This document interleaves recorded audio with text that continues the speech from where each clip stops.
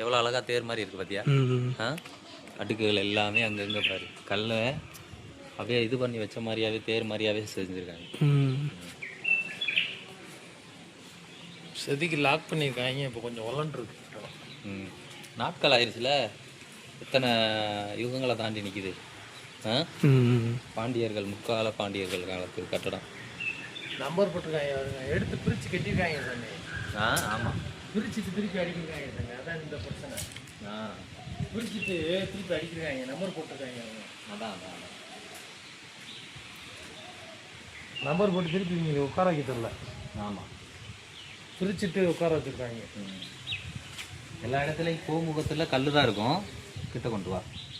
என்ன இங்கே வந்து கோமுகம் வந்து எப்படி இருக்குது? ஓம் நம சிவாய. மக்களே, சிவாலயங்களில் பார்த்துருப்பீங்க, எல்லாம் கோமுக கல் தான் இருக்கும். இங்கே பாருங்கள், கோமுகமாகவே இருக்குது. அவ்வளோ அழகான ஒரு வேலைப்பாடுகளோட இந்த கோமுகம் இருக்குது. நாம் எங்கே இருக்கோன்னா கர்நாடகாவில் இருக்கோம். கர்நாடகா முருகன் பிறந்த இடம், முருகனோட ஆலயம் தான். இதில் டிசைன் வேறு ஓட்டிருக்காங்கடா, கல்லில் ஓடி இருக்குது. இந்த கல்லில் கையில் வச்சுக்கக்கூடிய தண்டா இது மரம், இந்த மரத்துக்கு நம்ம தான் வச்சுருந்தாரு.